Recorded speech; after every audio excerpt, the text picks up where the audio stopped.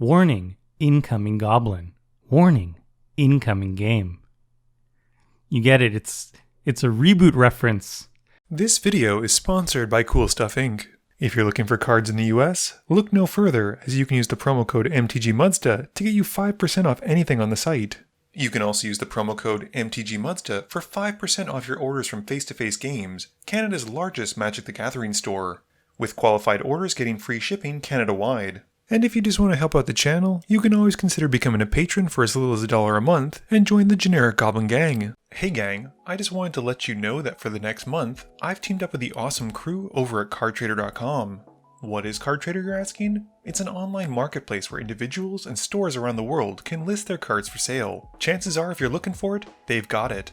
With an easy to navigate and user-friendly web space, you'll be able to find what you need in no time. Plus, they offer an amazing service called CardTrader Zero, which makes getting your cards from various countries even simpler. For example, I can order a Breeding Pool from Italy, a Dark Ritual from Finland, and a Reanimate from the UK. They're all then sent to a central hub nearest you for only a small fee, packaged all together, and then shipped your way in one easy shipment. They've also got an optimized shopper to help you find the best possible prices on the card you want. Simply put, if you want to save yourself a headache, use CardTrader. It lets you support local game stores across Europe, save on cards, and save on shipping. If you're interested in checking it out, be sure to sign up with my referral code shown here and in the video description below. I just wanted to let you know that today's game was edited by Chris. You can find Chris in front of the camera over at Truth Hero, his YouTube channel, where he does some deep dives on some sweet animes that he likes to watch. He and I went over the comments from the last game he edited and tried to apply some of the things that people suggested. Hey gang, and welcome back. Today's game is a bit of an old one, and it's filmed back at Gamebreakers in Ottawa. I am playing my older Mistform Ultimates deck, keeping Rapid Hybridization, Hedron Archive, Island, Cavern of Souls, Cyclonic Rift, Sapphire Medallion, and Arcane Adaptation. Ben is playing Sliver Queen, keeping Rakdos Carnarium, Azorius Guildgate, Magma Sliver, Firewake Sliver, Plated Sliver, and Heart Sliver. Simon is playing Oloro, Ageless Ascetic, keeping Temple of Deceit, Glacial Fortress, Petrified Field, Temple of the False God, Idyllic Tutor, Starfield of Nyx, and Rout. Jordan is playing Nazahn, Revered Bladesmith, keeping Sword of Feast and Famine, Plains, Forest, Inventor's Fair, Fleecemane Lion, Knight of Autumn, and Privileged Position. Simon wins the die roll and starts off his turn by gaining 2 life from Oloro. He then plays a Temple of Deceit, scrying 1, and passing. Jordan draws, plays a Forest, and passes. I play Cavern of Souls for turn, naming Wizards, and pass to Ben. Ben plays an Azorius Guildgate, which comes in tapped. Simon gains 2 and draws for turn. He plays a Creeping Tar Pit, passing. Jordan plays a Plains and casts Fleecemane Lion, passing turn. I draw, play an Island, and tap 2 for a Sapphire Medallion. Ben draws and plays a Plated Sliver. He then bounces his Guildgate back to hand as he plays a Rakdos Carnarium, which comes in tapped as well, and passes. Simon gains 2 more life and draws for turn. He plays a Swamp and then casts Attunement, passing to Jordan. Jordan draws and plays an Inventor's Fair. Moving to combat, he swings the Fleecemane Lion at Ben, dealing 3. In his second main phase, he casts Knight of Autumn and targets the Attunement. Simon responds by activating it, drawing 3 and discarding 4, and once it's destroyed, Jordan then passes. I play an Island for turn and just cast Mistform Ultimates. Ben draws and replays his tapped Azorius Guildgate. He's able to cast a Heart Sliver and pass to Simon. Simon gains 2 and draws. Simon then plays a tapped Glacial Fortress, passing. Jordan draws and then plays a Plains. He casts a Sword of Feast and Famine and moves to combat. He swings both creatures that he can at Ben, and Ben decides to trade with the Plated Sliver with the Knight and then takes 3. He passes turn. I play Darksteel Citadel and tap 4 for Hedron Archive. Moving to combat, I swing Mistform at Simon for 3 and pass turn. Ben draws and plays a tapped Dragonskull Summit. He casts a Leeching Sliver and moving to combat swings both creatures at Jordan. Jordan loses 2 life to the Leeching Sliver trigger, and then takes 2. Ben then passes turn, and at his end step, Simon casts a Mystical Tutor to go and find Ancient Excavation. Simon gains 2 life and draws the Ancient Excavation he'd put on top. He plays a Temple of the False God and passes. Jordan plays a Talisman of Unity and equips a sword onto one of his creatures. Moving to combat, he goes at me for 5, and I have to discard a card while he gets to untap his lands after it connects. In his second main phase, he casts a Privileged Position, passing. I draw and go to combat. I swing Mistform at Simon for 3 and pass turn. Ben plays a Magma Sliver in his main phase and decides not to attack and passes turn. At his end step, Simon casts Ancient Excavation, drawing 4 and then discarding 4 before moving to his turn. Simon gains 2 and draws. He top decks a Replenish and casts it, and I crack my Hedron Archive in response, but sadly don't find a counterspell. Simon gets back Parallax Wave, Smothering Tithe, Greater Oromancy, Attunement, and Starfield of Nyx. After that, he passes turn. Jordan draws and plays a Plains. When I have priority, I cast Rapid Hybridization targeting the Greater Oromancy since it's a creature thanks to the Starfield of Nyx, and Simon responds to it by exiling it with Parallax Wave. Jordan then casts Nazahn, and tutors for an equipment from his library, grabbing a Hammer of Nazahn and putting to the field, which comes into play and auto-equips onto the Fleecemane Lion. Moving to combat, Jordan swings 7 points of damage at Simon with the Lion, which he just takes. Jordan then gets to untap his lands, while Simon discards a Fumigate, and Jordan passes turn. I cast Arcane Adaptation, naming Sliver. I then cast Nerumeha, and moving to combat swing my Mistform at Simon again, but he exiles it with Parallax Wave. I opt to put it under the wave instead of into my command zone, and with nothing else, I pass to Ben.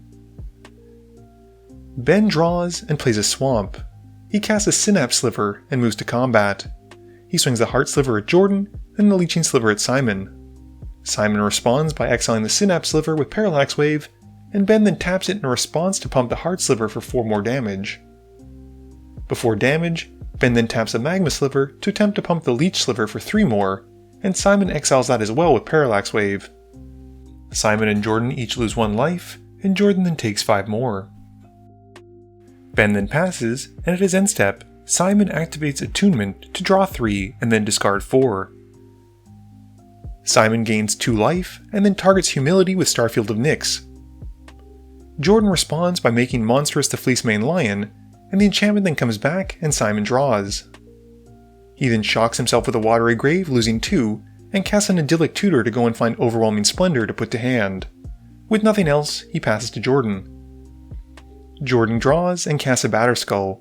He gets a Germ token, which is actually a 1/1 from the Humility, and using the auto-equip trigger from the Hammer, puts Batterskull into the Lion. He then swings at Simon for 10, and untaps his lands, and Simon discards a card. In his second main phase, Jordan casts an Argentum Armor, and equips it onto the Lion as well thanks to the Hammer trigger, and passes. I draw, play an island, and pass. Ben casts a Poultice Sliver in his main phase, and then moves to combat and swings 2 more at Simon, and passes turn. Simon gains 2 life on his upkeep, and reanimates Overwhelming Splendor and attaches it to Jordan. Parallax Waves also fades out, and gives us all of our creatures back. He then draws and plays a Scrubland for turn, and casts a Clever Impersonator as a copy of the Argentum Armor. He then animates the Creeping Tar Pit, and uses all those treasures he's been gaining from the Smothering Tithe to equip it with the armor. Moving to combat, he swings the Tar Pit at Jordan for 7, and destroys the Privileged Position with a trigger. Jordan's able to block the Tar Pit because Humility gets rid of Unblockable with his Lion and gains 16 life. Simon then passes turn. Jordan draws and casts Swiftfoot Boots, equipping them onto Nazahn. Moving to combat, he swings the Lion at Ben for 16, and Nazahn at me for 1. I take the 1, and Ben chumps with the Poultice Sliver, and Jordan gains some more life. I draw and play a Myriad Landscape, but have nothing else, and pass. Ben draws and moves to combat. He swings 3 creatures, all of whom are 1/1s, at Simon, and Simon trades his animated Smothering Tithe for the Magma Sliver and takes 2. Simon gains 2 life and draws. He floats a blue off the Temple of Deceit, and bounces it back to hand by playing Azorius Chancery, which comes in tapped, and then casts Oloro. Jordan moves to combat in his main phase and swings a Lion at Simon for 16. He has the Argentum armor blowing up Greater Oromancy, and Simon then takes 16, with Jordan gaining that much. After Simon discards, Jordan passes, and in his end step, I overload Cyclonic Rift before taking my turn. I draw and cast a Trinket Mage. I go and find a Stoneforge Masterwork to put to hand as it comes into play, and moving to combat, I swing Narrow Meha and Mistform at Jordan for 6. I then crack my Myriad Landscape to go and find 2 islands, and pass.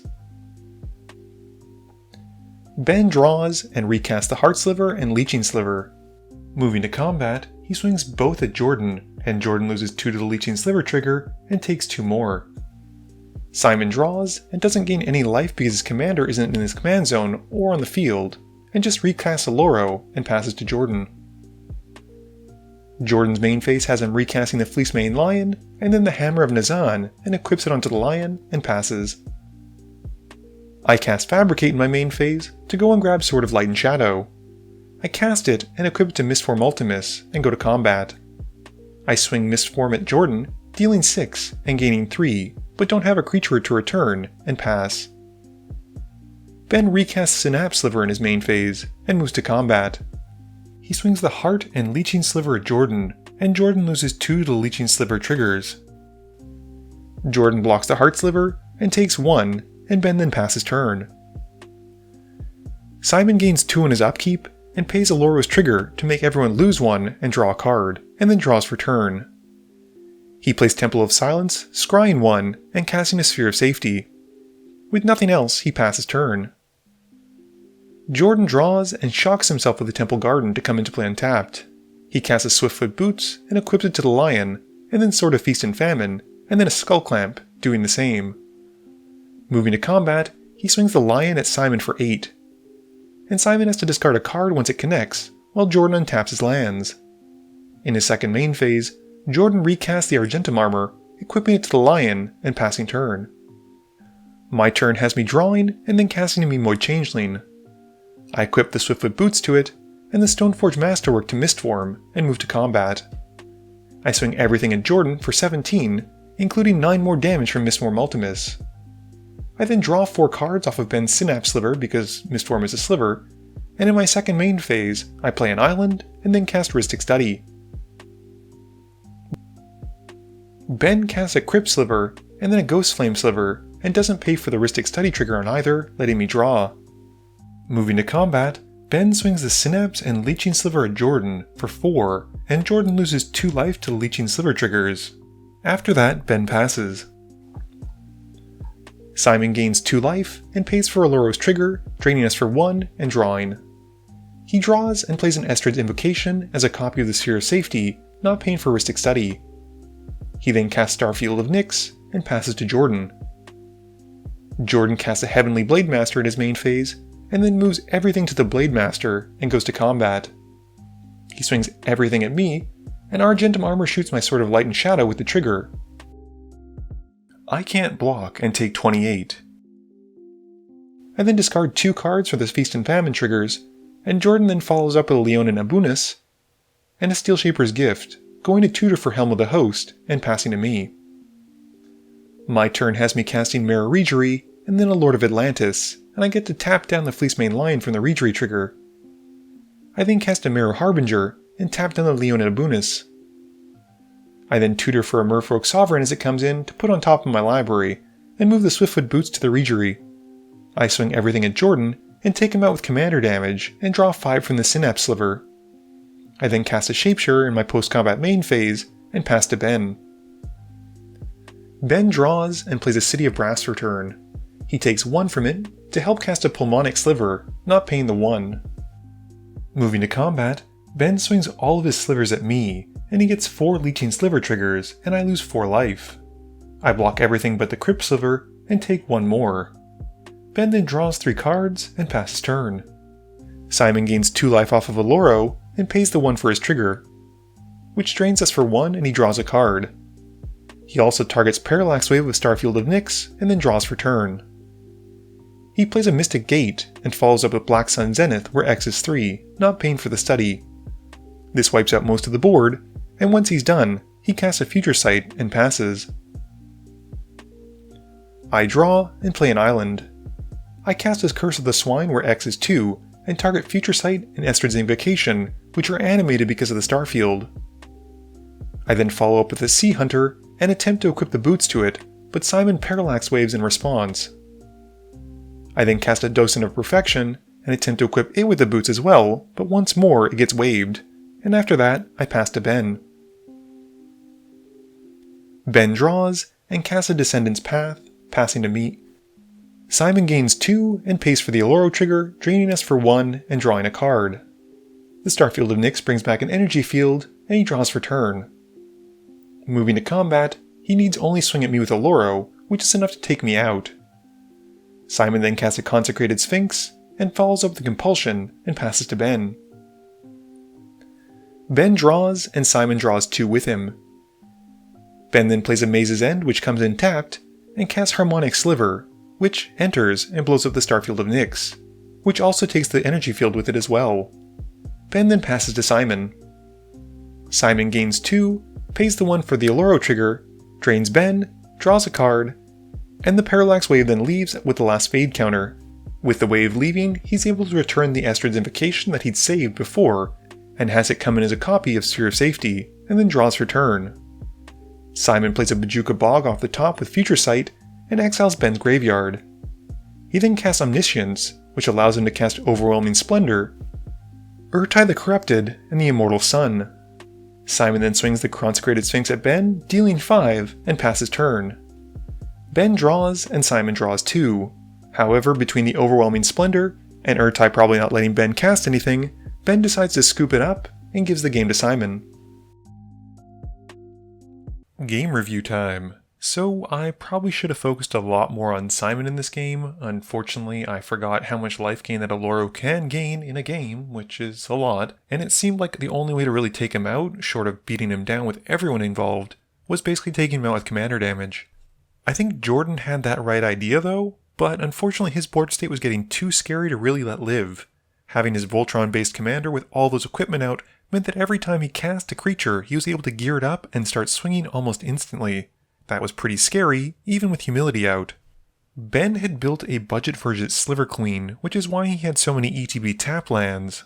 I'd say early on he was doing a good job of beating people down, but as soon as that humility resolved and then the Overwhelming Splendor later on, his deck was pretty much shut off. A Sliver deck relies so heavily on the fact that Slivers give each other abilities, that without them he really can't do much. This video wouldn't be possible without the help from my sponsors, Cool Stuff Inc., Multizone, Original Magic Art, and Alter Sleeves. But it definitely wouldn't be possible without the help from you, the viewers, and my patrons. So I just want to say thank you for watching, and to remember, friends are just opponents you haven't eliminated yet.